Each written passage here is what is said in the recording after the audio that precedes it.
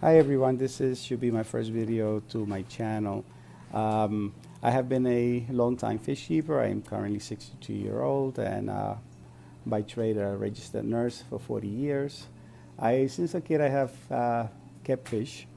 I used to collect fish when I was a little child, somewhere between 8 to 10 years old, and maintained tanks as I was with my mother as a teenager, and previously also, just the last 10 years, I've been off of fish keeping and kind of started again during the pandemic as a small tank, with a small tank for a 7-gallon tank for my current 8-year-old daughter. She was 4 at the time. So this is a 120 tank, mixed tank, very mixed tank with about 16 discus now. I have great love for discus.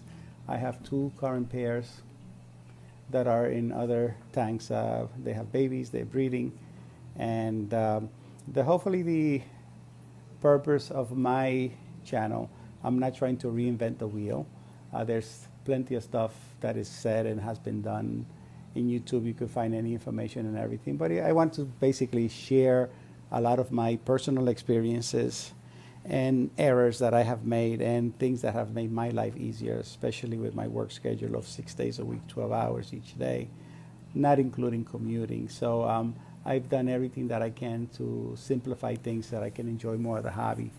This currently, so as I said, is a 120 gallon tank. I have a project coming up for another taller 120 where I primarily plan to keep discus, some clown loaches, which is they can grow kind of big, as you all know, and maybe 1 or 2 geophagus and some little fish.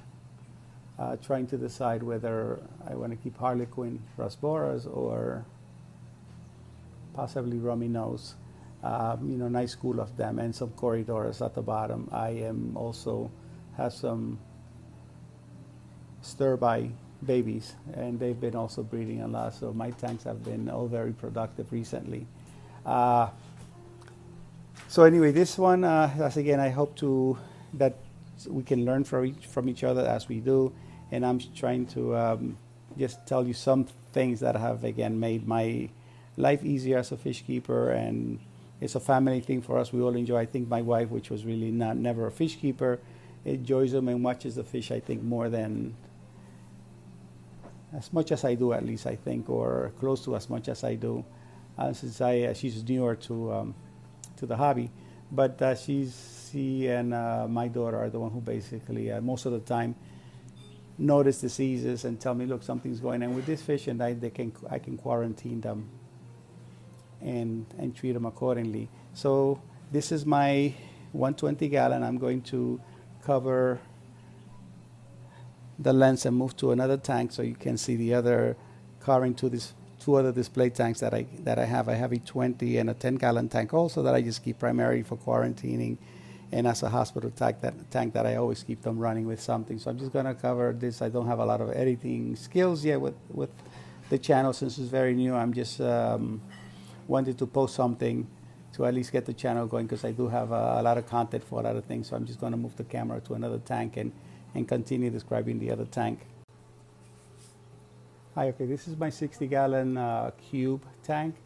This is mostly for smaller fish. I have a few rams there, black ram, 1 large angel that is kind of the little boss of the tank, and I have Buenos Aires tetras, all male, cherry barbs, Odessa barbs, some Serpar tetras.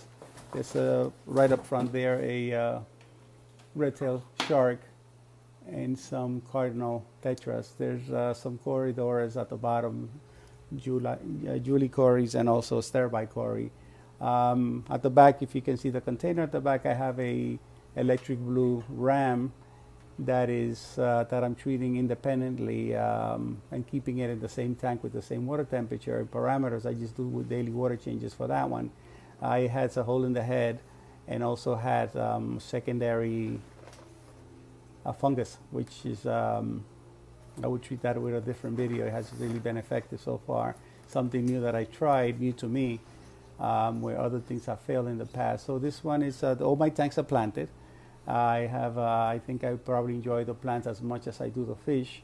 And, there's a lot of up and downs, but this so far has been one of my tanks that has remained most stable.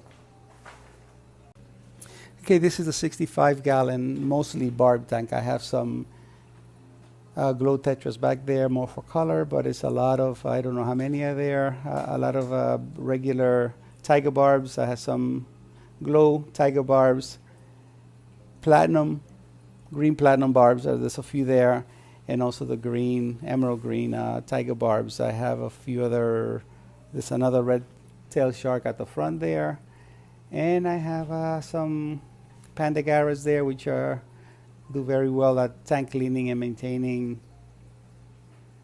stuff close to algae free. I've been lucky so far that I really don't have much of an algae problem, and problems with my parameters in the water, nitrite free most of the time. The plants I'm sure help, and regular maintenance. So this tank is also have been relatively stable over time.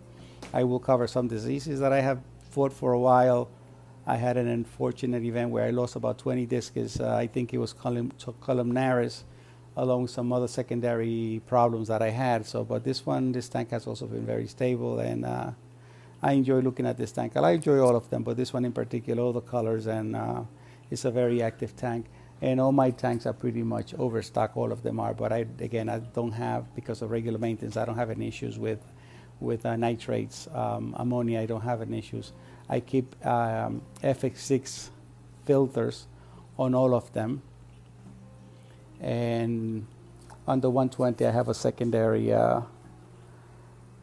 marine land polisher filter inside the tank, so that has helped a lot with water quality. But most of this is just the FX6.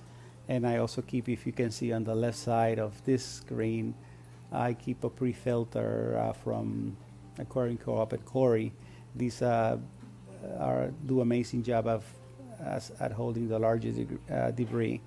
So okay, this is it for now. I will follow up with other specific videos.